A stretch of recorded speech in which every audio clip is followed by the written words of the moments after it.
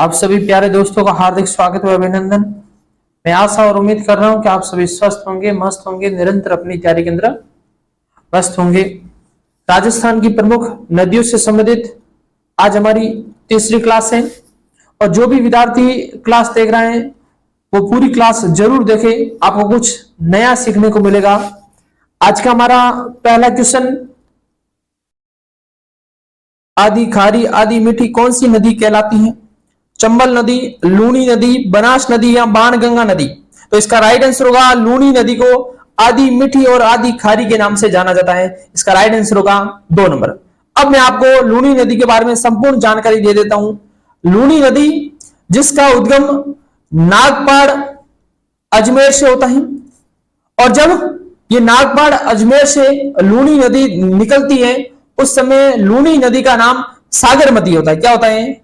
सागरमती होता है। यानी कि अजमेर के नागपाड़ से जब लूनी नदी निकलती है उस समय इसका नाम होता है सागरमती। और जैसे ही आगे चलते हैं तो आगे एक सरस्वती धारा या सरस्वती झरना इसके अंदर आकर मिल जाता है और ये गोविंदगढ़ अजमेर के अंदर ये सरस्वती धारा मिलती है। किसमें? इस सागरमती में। और उसके बाद में इसे लूनी नदी के नाम से जाना जाता है। यानी कि अजमेर के नागपाड़ से एक धारा निकलती है जिसका नाम है सागरमती और इसके अंदर एक आगे जाते ही गोविंदगढ़ अजमेर के आसपास सरस्वती धारा मिल जाती है। यानी कि सागरमती और सरस्वती धारा जब आपस में मिलती है तो उसके बाद में इसे लूनी नदी के नाम से जाना जाता है। कहां से? गोविंदगढ़ अजमेर से। और उसके बाद में ये अजमेर से होती हुई अजमेर के बाद में ये नागौर के बाद में ये ब्यावर के बाद में पाली के बाद में जोधपुर के बाद में बाड़मेर यानी कि बाड़मेर में प्रवेश करने के बाद में बालोतरा के बाद में ये सांचौर होती हुई अंत में कच्छ का रण गुजरात के अंदर विलीन हो जाती है। यानी कि अरब सागर में अपना जल गिरा देती है। कौन? लूनी नदी। तो लूनी नदी का उद्गम तो अजमेर की नागपाड़ से, लेकिन इसका पानी अरब सागर में गिर जाता है, यानी कि कच्छ की खाड़ी में अपना पानी गिरा देती। अब लूनी नदी के प्राचीन नाम क्या है? तो लूनी नदी के प्राचीन नाम कालिदास के अनुसार, कालिदास इन्हें लूनी नदी को अंत सलीला के नाम से संबोधित किया। अंत सलीला के नाम से संबोधित किया। किसको? लूनी नदी को। किसने? कालिदास के द्वारा। लूनी नदी जिसे मारवाड़ की गंगा या मरुगंगा के नाम से जाना जाता है और यह पश्चिमी राजस्थान की सबसे लंबी नदी मानी जाती है। कौन सी? लूनी नदी मानी जाती है पश्चिमी राजस्थान की सबसे लंबी नदी। इसे मारवाड़ की गंगा या इसे पश्चिमी राजस्थान की गंगा या इसे मरुगंगा के नाम से जाना जाता है और यह पश्चिमी राजस्थान की सबसे लंबी नदी है। और लूनी नदी की कुल लंबाई है 495 किलोमीटर, लेकिन राजस्थान में यह 330 किलोमीटर है। राजस्थान में कितनी है? 330 किलोमीटर और कुल लंबाई है 495 और राजस्थान में 330 किलोमीटर। अब लूनी नदी को आदि मीठी और आदि खारी क्यों कहा जाता है? क्योंकि जब अजमेर के नागपाड़ से इसका उद्गम होता है तो बालोतरा बाड़मेर तक इसका पानी मीठा रहता है। क्या रहता है? मीठा। लेकिन बालोतरा बाड़मेर के बाद में इसका पानी खारा हो जाता है। क्या हो जाता है? खारा हो जाता है। अब खारा क्यों होता है? क्योंकि एक तो बालोतरा के आसपास रंगाई सफाई उद्योग यानी कि कपड़ा उद्योग अधिक होने के कारण, यानी कि रंगाई सफाई उद्योग से निकलने वाले अपशिष्ट जल को जब लूनी नदी में बहा दिया जाता है, एक तो उसके कारण जल उसका प्रदूषित हो जाता है और एक बालोतरा के आसपास आते ही यहां पर नमक युक्त चट्टाने होने के कारण इसका पानी खारा हो जाता है। एक तो नमक युक्त चट्टाने होने के कारण इसका पानी खारा हो जाता है और इसके अंदर प्रदूषित मुख्य रूप से बालोतरा के आसपास यहां पाली से आने वाली कुछ लूनी की सहायक नदियों के कारण जब रंगाई सफाई उद्योग से निकलने वाला प्रदूषित जल जब लूनी नदी में गिरता है तो इसका पानी खारा हो जाता है। इसलिए लूनी नदी को आदि मीठी और आदि खारी कहा जाता है। बालोतरा बाड़मेर तक इसका पानी मीठा रहता है और बालोतरा के बाद में इसका पानी खारा हो जाता है, इसलिए इसे आदि मीठी और आदि खारी के नाम से जाना जाता है। अब लूनी नदी की सहायक नदियां हम आगे जैसे क्वेश्चन आएंगे तो हम डिस्कशन करेंगे। अगला क्वेश्चन, लूनी नदी का जल उद्गम से लेकर किस स्थान तक मीठा रहता है और उसके बाद में खारा हो जाता है? तो लूनी नदी का उद्गम अजमेर की नाग पहाड़ियों से होता है और उद्गम से लेकर बालोतरा तक इसका पानी मीठा रहता है और उसके बाद में बालोतरा के बाद में इसका पानी खारा हो जाता है। इसलिए तो इसे आधी मीठी और आधी खारी के नाम से जाना जाता है। और खारा होने के पीछे कारण एक तो नमक युक्त चट्टानें और एक उद्योगों से निकलने वाला प्रदूषित जल के कारण या रंगाई सफाई उद्योग के कारण इसका पानी खारा हो जाता है। बालोतरा के आसपास इसका पानी खारा हो जाता है। तो इसका राइट आंसर होगा 2 नंबर। अब आपकी जानकारी लिए बता दूं कि लूनी नदी के जो प्रवाह क्षेत्र होते हैं यानी कि अफातंत्र क्षेत्र होता है उसे गोडवाड़ प्रदेश के नाम से जाना जाता है। क्या कहा जाता है? गोडवाड़ प्रदेश के नाम से जाना जाता है। और लूनी नदी के अंदर जब बाढ़ आता है तो बालोतरा के अंदर अधिक आता है क्योंकि ये लूनी नदी के पेटे से नीचे यानी कि लूनी नदी के पेटे यानी कि उसका जो तल होता है उससे नीचे है कौन? बालोतरा कस्बा। इस कारण इसमें बाढ़ आ जाता है। किसमें? बालोतरा में।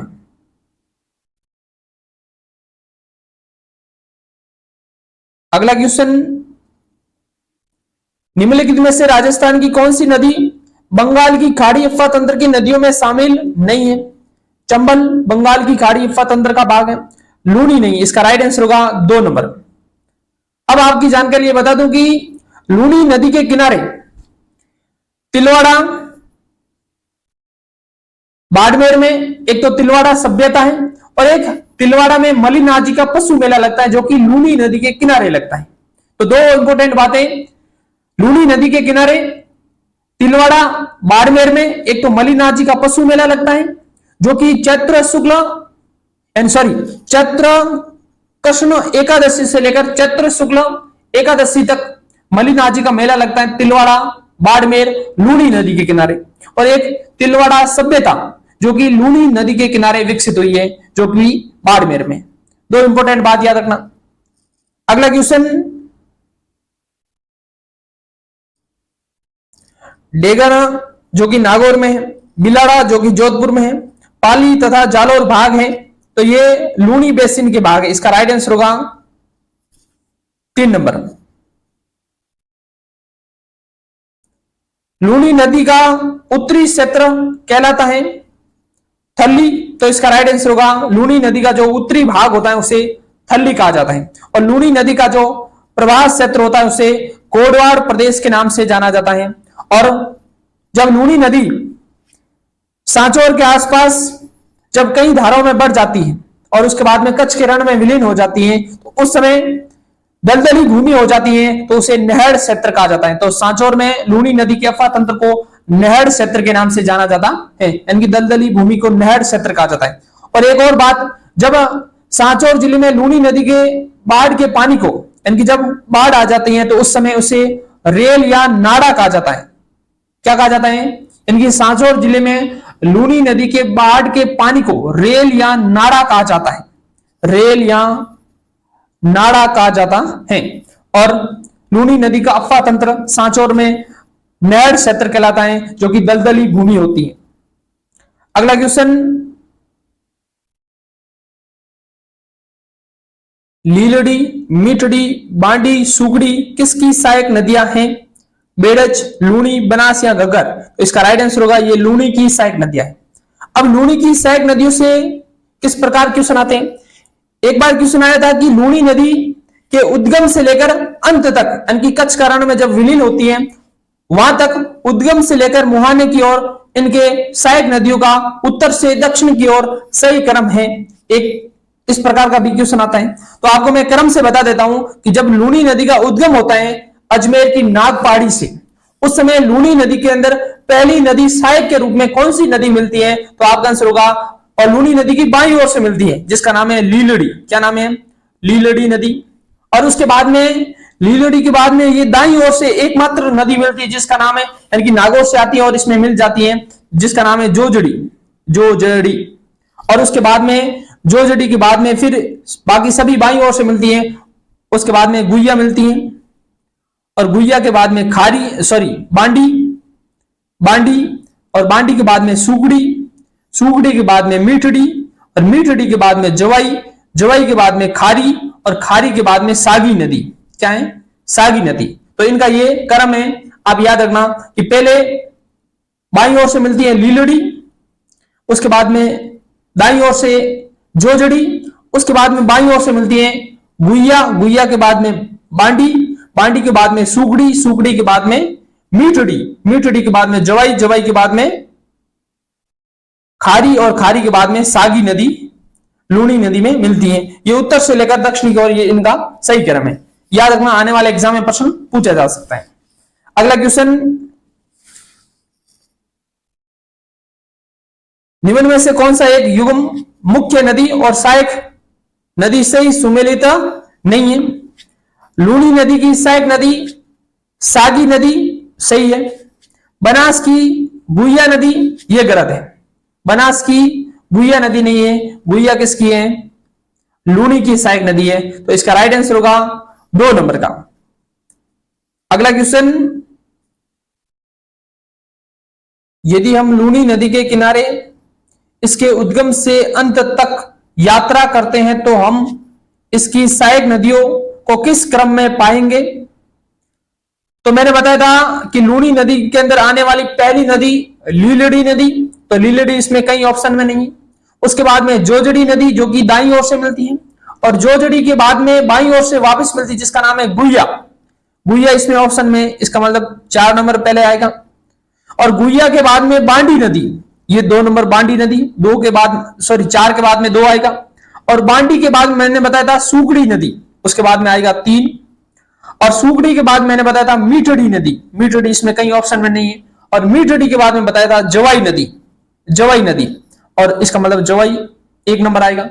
और उसके बाद मैंने बताया था जवाई, जवाई के बाद में खारी नदी, खारी, और खारी के बाद में सागी नदी। तो इसका सही क्रम होगा 4, 2, 3, 1। तो इसका राइट आंसर होगा 2 नंबर, इसका राइट आंसर होगा। निम्नलिखित में से अरब सागरीय अफवाह तंत्र का उदाहरण है मेनाल, कोठारी और बेड़च। ये तो बनास की सहायक नदियां हैं, और बनास चंबल की सहायक नदी है, अर्थात ये बंगाल की खाड़ी की अफवाह तंत्र का भाग है। इसका मतलब 1 तो सही नहीं होगा। दूसरा है जोजड़ी, बेड़च और मेनाल। जोजड़ी लूनी की सहायक नदी है, बेड़च और मेनाल ये बनास की सहायक नदी है, इसका मतलब दूसरा भी नहीं होगा। तीसरा कोठारी, सोम और रूपारेल, ये भी नहीं ऑप्शन होगा। तो इसका राइट आंसर होगा जोजड़ी, बांडी और जवाई, ये सभी लूनी की सहायक नदी है, और लूनी जो कि अरब सागरीय अफवाह तंत्र का भाग है। तो इसका राइट आंसर होगा 4 नंबर का।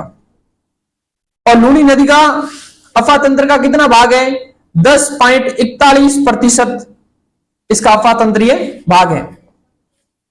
अगला क्वेश्चन,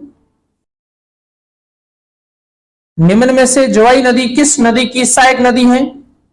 माई की, लूनी की? तो इसका राइट आंसर होगा लूनी की सहायक नदी है। जवाई नदी जिसका उद्गम गोरिया बाली जो कि पाली में है, वहां से इसका उद्गम होता है, और ये सांचौर के आसपास ये लूनी नदी में मिल जाती है। और जवाई की सहायक नदी है खारी नदी। कौन सी नदी? खारी नदी। और खारी नदी का उद्गम होता है सिरोही के शेरगांव की पहाड़ियों से इसका उद्गम होता है, और उसके बाद में ये जवाई नदी में मिल जाती है, और जवाई आगे जाकर लूनी, यानी कि लूनी नदी में मिल जाती है। और जवाई नदी पर जवाई बांध बना हुआ है, और वो कहां पर बना हुआ है? सुमेरपुर, पाली में बना हुआ है, जिसे मारवाड़ का अमृत सरोवर कहा जाता है, और पश्चिमी राजस्थान का सबसे बड़ा बांध माना जाता है। कौन सा? जवाई बांध। और जवाई बांध के पानी की आपूर्ति के लिए उदयपुर से सेई नदी पर सेई बांध बनाया, और वहां से सेई सुरंग निकाली गई, जो कि राजस्थान की पहली जल सुरंग थी, जिसकी कुल लंबाई थी 6.7 किलोमीटर लंबी थी। अगला क्वेश्चन,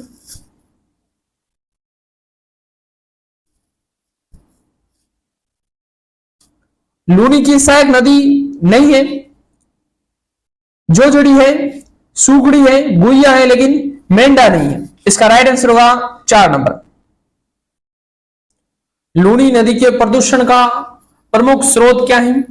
तो इसका राइट आंसर होगा रंगाई सफाई उद्योग। इसका राइट आंसर होगा 1 नंबर का। अगला क्वेश्चन, पाली के वस्त्र उद्योग के कारण कौन सी नदी प्रदूषित हो रही है? सुगड़ी नदी, लीलड़ी नदी, जवई नदी या इनमें से कोई नहीं? तो इसका राइट आंसर होगा 4 नंबर का, क्योंकि पाली के वस्त्र उद्योग या पाली के रंगाई सफाई उद्योग के कारण लूणी की सहायक नदी बांडी नदी, कौन सी नदी? लूणी की सहायक नदी बांडी नदी, जो कि सर्वाधिक प्रदूषित हो रही है, इसलिए बांडी नदी को केमिकल रिवर के नाम से जाना जाता है। क्या, किस नाम से? केमिकल रिवर के नाम से जाना जाता है बांडी नदी को, जो कि पाली के वस्त्र उद्योग या रंगाई सफाई उद्योग के कारण सर्वाधिक प्रदूषित हो रही है। कौन सी नदी? बांडी नदी। तो यदि प्रश्न पूछ ले कि लूणी की वह कौन सी सहायक नदी जिसे केमिकल रिवर के नाम से जाना जाता है, तो आपका आंसर होगा बांडी नदी। अगला क्वेश्चन, लूणी नदी की निम्न सहायक नदियों में से अरावली पर्वतमाला से नई निकलने वाली नदी है बांडी नदी, जोजड़ी या लीलड़ी या जवाई नदी? तो इसका राइट आंसर होगा जोजड़ी नदी। जोजड़ी नदी जो कि नागौर जिले के पोडलू गांव, नागौर जिले के पोडलू गांव से इसका उद्गम होता है, और जोजड़ी नदी लूणी की एकमात्र सहायक नदी है जो कि दाईं ओर से मिलती है। क्या? लूणी की एकमात्र सहायक नदी जो कि लूणी के दाईं तरफ से मिलती है।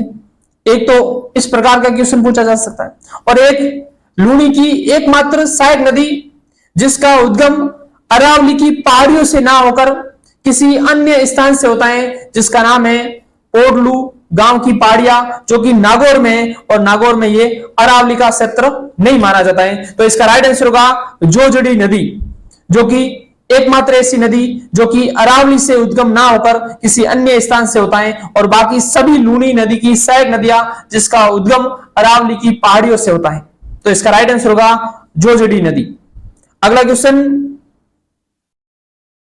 तिलवाड़ा में लूणी नदी से नदी मिलती है मीठड़ी, जवाई या सूकड़ी? तो इसका राइट आंसर होगा सूकड़ी नदी, जिसका उद्गम पाली में होता है। कहां होता है? सूकड़ी नदी का उद्गम कहां होता है? पाली में। पाली के बाद में कहां आती है? जालोर में। और जालोर में सूकड़ी नदी पर बांकली बांध बना हुआ है। कौन सा है? बांकली परियोजना पूछे या बांकली बांध, कहां? आपका आंसर होगा जालोर। कौन सी नदी पर? सूकड़ी नदी पर।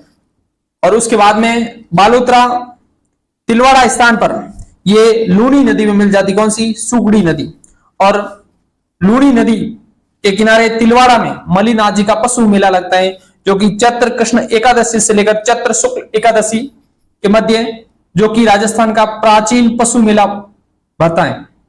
और तिलवाड़ा सभ्यता जो कि मध्यकालीन सभ्यता मानी जाती है,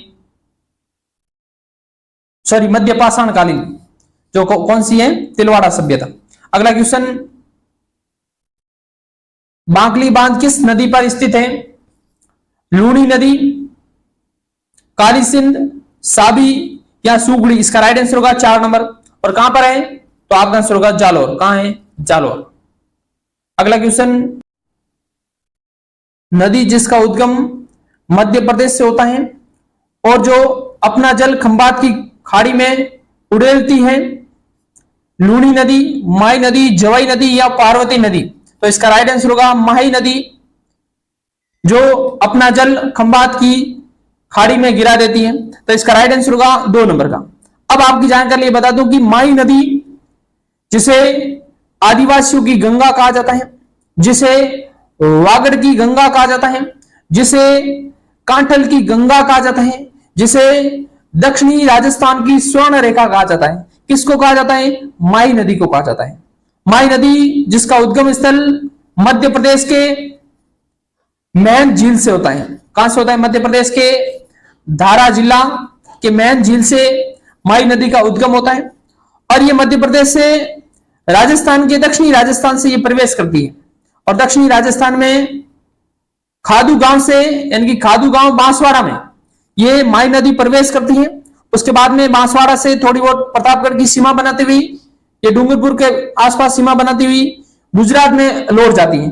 अर्थात हम कह सकते हैं कि माही नदी मध्य प्रदेश, राजस्थान और गुजरात तीनों राज्यों की एक नदी है। और माई नदी एकमात्र ऐसी नदी है जो राजस्थान में दक्षिण से प्रवेश करती है और पुनः दक्षिण में लौट जाती है, अर्थात इसकी आकृति उल्टे यू आकार की होती है। इसकी आकृति कैसी है? उल्टे यू आकार की। और कर्क रेखा को 2 बार काटने वाली नदी कौन सी है? माई नदी। कौन सी नदी है? माई नदी, जो कि कर्क रेखा को 2 बार काटती है। माई नदी के प्रवाह क्षेत्र या इसके अफवाह क्षेत्र को प्रतापगढ़ में कांठल का मैदान कहा जाता है और बांसवाड़ा में इसे छप्पन का मैदान कहा जाता है।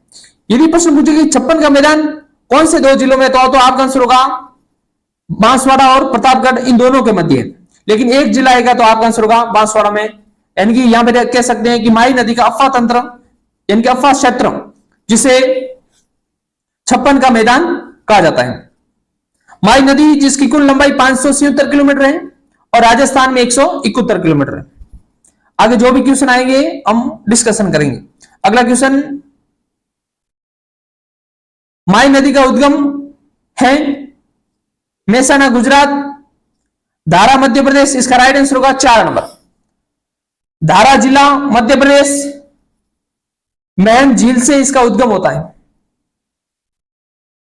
अगला क्वेश्चन, किस नदी को वागड़ व कांठल की गंगा कहा जाता है? चंबल नदी, माही नदी या सोम या जाखम। इसका राइट आंसर होगा माही नदी को कांठल की गंगा, इसे वागड़ की गंगा, इसे आदिवासियों की गंगा या दक्षिणी राजस्थान की स्वर्ण रेखा के नाम से जाना जाता है माही नदी को। अगला क्वेश्चन,